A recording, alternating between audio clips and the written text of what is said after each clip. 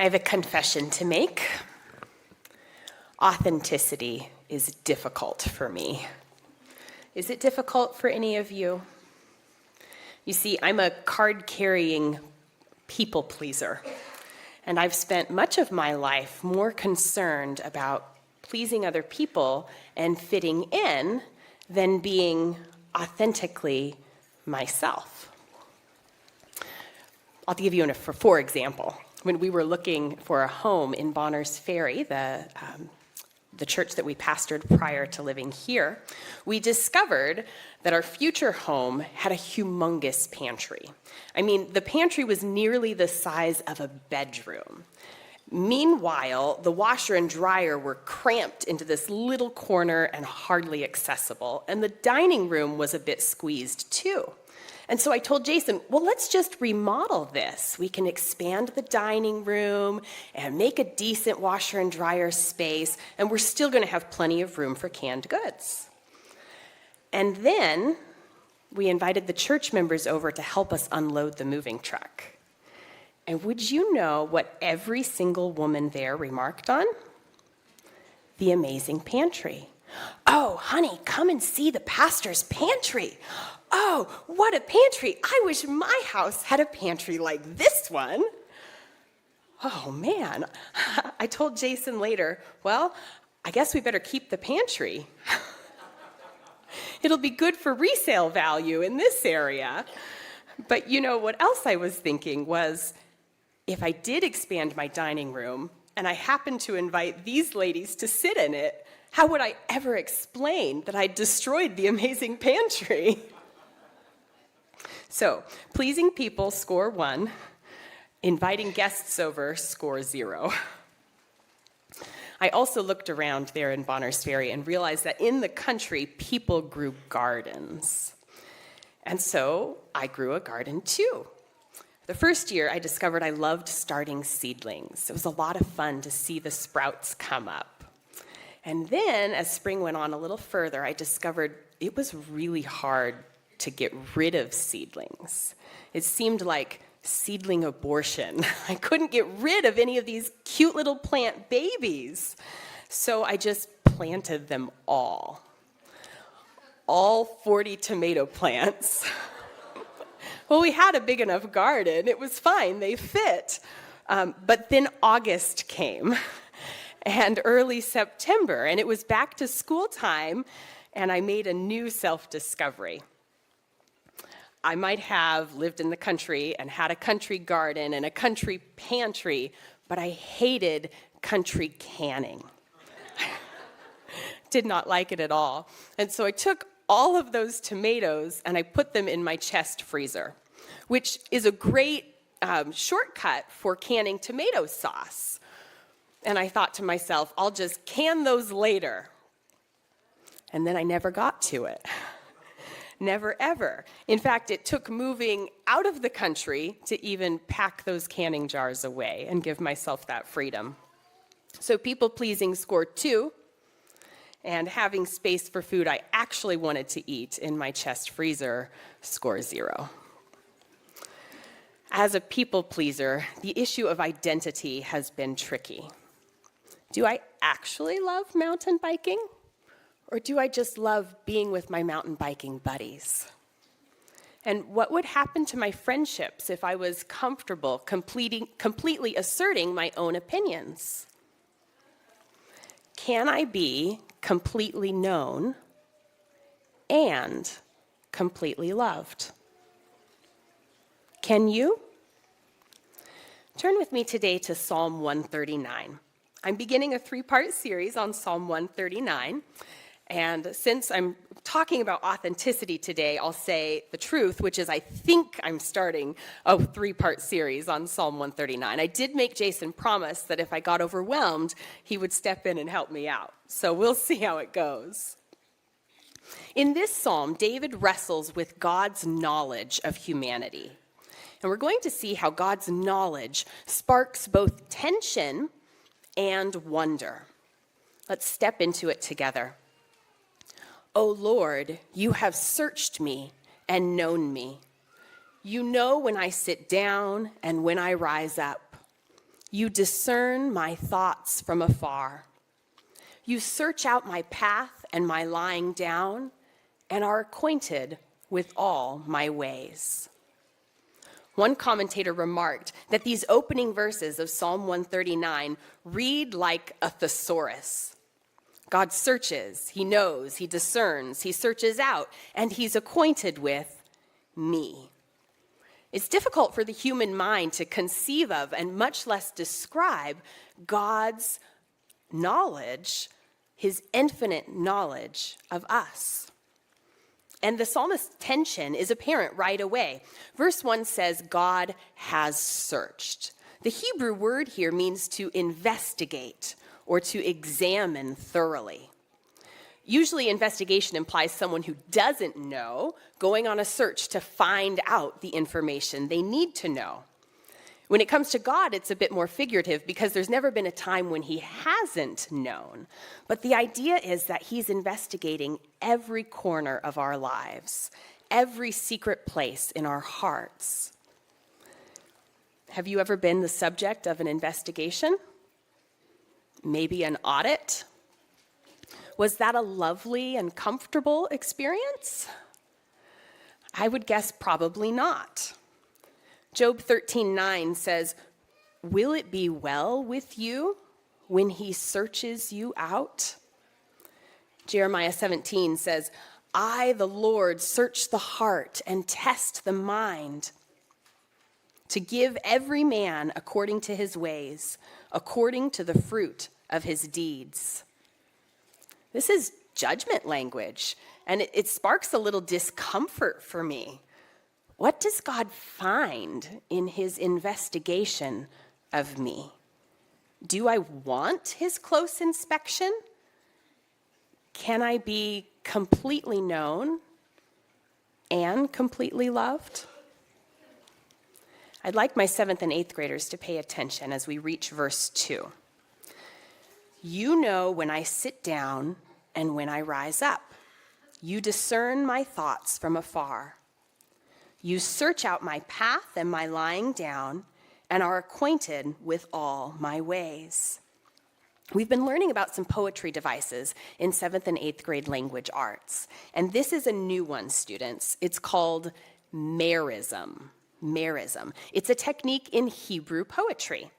And it's when the poet uses two contrasting words to communicate completeness. For example, in Revelation 1:8, it says that Christ is the Alpha and the Omega. That's a merism. And it's saying Christ is actually the whole alphabet from end to beginning and the middle too. So this psalm has a list of merisms to emphasize the totality of God's knowledge of us. God knows my sitting down. He knows my rising up. Therefore, he knows all of my actions. God knows my path.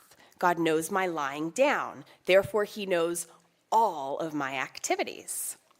Students, there are actually 7 merisms in this psalm, and I've only mentioned 2. So if you can find all 7, there's extra credit in it for you, okay? But I'll give you a hint. You'll have to check multiple Bible versions to find all 7, okay? All right. Well, it's not just our actions and our activities that God knows. He knows us right down to our innermost being. The psalm says, you discern my thoughts from afar. Though God is not physically present with us so that we can touch him and see him, that's the afar in the verse, he's present in a different way. He knows what I'm thinking. He knows what I'm feeling. Charles Spurgeon wrote, "Nothing is concealed from thee, nor surprising to thee, nor misunderstood by thee." That can be a comforting thought. It's painful to be misunderstood. But on the other hand, this kind of intimacy is uncomfortable because of our human limitations. It's unfamiliar to us. And to be honest, I'm not always proud of my thoughts. I'm glad that I can filter them. They don't have to become my words. I can choose to reframe them. But God sees me in my raw and unfiltered state. There's no opportunity for people-pleasing or for performance because he sees exactly what is. And the psalmist seems to be struggling with these conflicting ideas about God's knowledge. There's beauty and there's comfort in being known, and yet being known so intimately brings a little discomfort, maybe some fear. This is why we write in our journals and then hide them under our mattresses, right? We're compelled to tell the whole truth to someone somewhere, even if it's just Dear Diary, but then we're afraid for the truth to be known. Being completely known is only safe if we're also completely loved. In the second half of verse 3, the psalmist tells us that God is acquainted with all our ways. Jason comes from a large extended family, and there's so many aunts and uncles that we don't really know them all beyond a few family events. But when we moved to Auburn Academy in 2014, we found that we lived just a few miles away from his Aunt Ruth. And she adopted us, started to invite us over, helped us host birthday parties, and it became a sweet little relationship. When we had to move away later, we were sad to leave her behind. But then, in 2021, Aunt Ruth moved in with us. And she spent the last year of her life as part of our family. She was 92 when she moved in. And that was when we really got acquainted. Before, I had known Aunt Ruth loves tea. But when she lived with us, I learned she starts every morning by drinking jasmine green tea. And she has a persistent cough, and the thing that soothes her cough the best is a cup of hot liquid.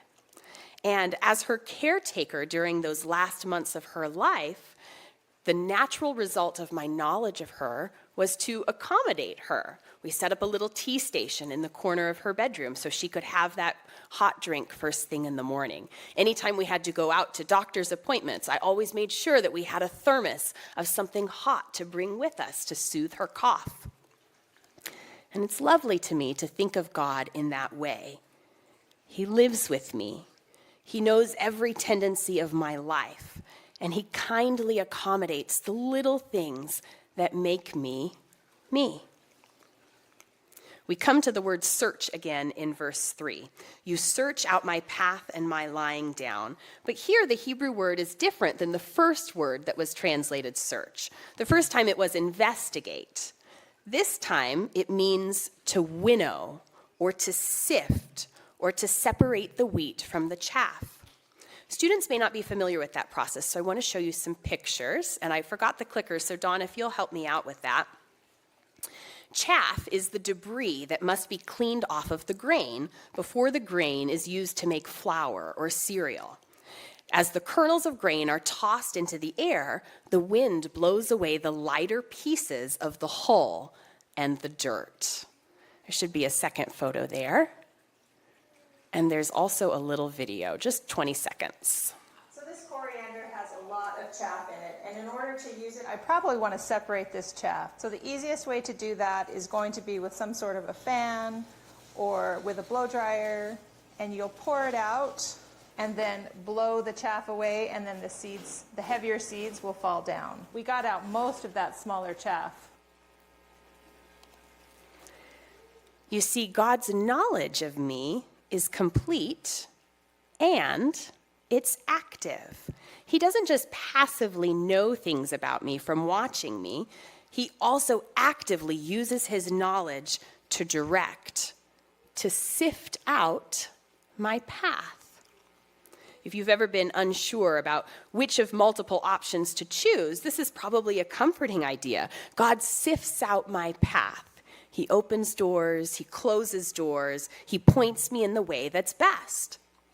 Psalm 23 says it this way, he leads me in paths of righteousness for his name's sake. But on the other hand, if you've longed for more options than are in front of you, you might find this idea feels constraining. Is God's activity in my life welcome or unwelcome?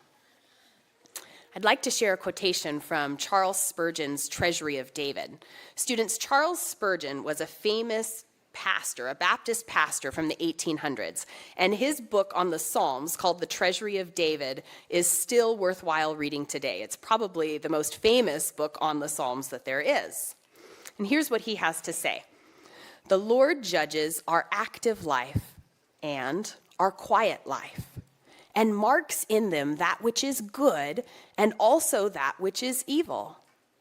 There is chaff in all our wheat, and the Lord divides them with unerring precision.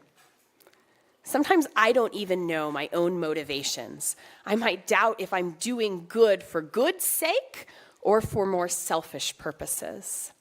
But God knows me, and he's busy separating the two only to keep the wheat. And that feels like a blessing to me. He's refining me. So God's knowledge is complete. God's knowledge is active, and it's also predictive. In verse 4, it says, even before a word is on my tongue, O Lord, behold, you know it altogether. Many children have said of their parents, I don't have to ask. I know what he's going to say. They remember what Dad said last time they asked for a snack right before dinner, and the time before that. Repeated experience has taught them to know what to expect. But this, you might have even said that of a boss or a friend or your partner. But God knows us even deeper than just repeated experience. He knows our motives. He knows the ways our mind processes things. And so he knows our reaction to even new and different stimuli. Nothing surprises him. Verse 5 doubles down on the psalmist's conflict with these ideas. It reads, you hem me in, behind and before, and lay your hand upon me. What does it mean for God to hem us in? The verb has several meanings. Most often, it's translated besiege. You besiege me. That's when an enemy army surrounds a city. The psalmist says, God, you besiege me. I can't get out. You're behind me and before me. I'm confined and enclosed. That sounds bad. Is it? Another meaning of this verb is to form or to fashion. Think of a potter squeezing and shaping the clay with his hands. God, you shape me. You twist me and mold me. That sounds uncomfortable. Or is it comforting? Or perhaps both? If you look at your life and you recognize this isn't all it could be, I'm not all that I want to be, then this shaping work of God is a relief. Praise the Lord. He's not done with me yet. The rest of the verse reads, you lay your hand upon me. What does it mean for God to lay his hand upon us? Several stories come to my mind right away. In Exodus 33:22, Moses asked to see God's glory, and God told him, you cannot see my face, but there's a place by me where you shall stand on the rock, and while my glory passes by, I will put you in a cleft of the rock, and I will cover you with my hand until I have passed by. Then I will take away my hand, and you shall see my back. God laid his hand on Moses. He hemmed him into the cleft of the rock. The purpose was for Moses' protection during a moment of spiritual intimacy. Another story that comes to mind is Jesus healing the leper. Jesus' hand meant healing and intimacy to a person who was used to exclusion, rejection. Often, vulnerability, authenticity is scary. We tend to avoid it at all costs because self-disclosure leads to rejection. What if others know my failures and shortcomings? What if others can see my flaws? But God, knowing all, does not leave. he comes in even closer. So close it heals me. So close it protects me. So close it prevents me from leaving. God's knowledge is complete, it's active, it's predictive, and it's formative. And here we come to the end of today's portion of the psalm. Such knowledge is too wonderful for me. It is high. I cannot attain it. God is vast. He's the creator of the stars, the galaxies, the universe, and yet he chooses to be intimately personal with me, with you. Consider God's actions in this psalm. He has searched me. He has known me. He knows my actions, discerns my thoughts, searches out my path, is acquainted with my ways, knows my words, hymns me in, lays his hand on me. God thinks about me all the time. He isn't distracted by world events, a busy schedule, more important things. He thinks about and watches over me personally. And this is true of every human. And yet this psalm is written to focus on the individual. Me. You. How wonderful. We truly cannot attain this kind of knowledge. There's no other human with which I can have that kind of intimacy, either of knowing them or being known by them. I think of the mother of a brand new baby. She is always on watch, hyper alert, waking up in the middle of the night, is my baby still breathing, right? That's a high level of intimacy, and yet she must sleep herself and cannot discern that child's thoughts. I think of the intimacy between a husband and wife, and yet that too is clouded by misunderstanding. The intimacy between God and his children is totally and completely unique because it's totally impossible on the human level. Can I be completely known and completely loved? The wonderful answer is yes. In Mark 10:21, the story of the rich young ruler, there's a precious, precious line recorded. It says, "And Jesus, looking at him, loved him." This young man was about to turn away from Christ, about to choose his possessions over his Savior, and Jesus knew it. But Jesus looked at him and loved him. And that is how Jesus sees you and me. You are completely known. You are completely loved. So where in your life are you hiding? Where in my life do I pretend or perform?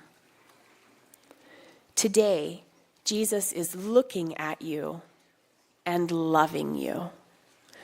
Will you lay down the performance and will you welcome his presence?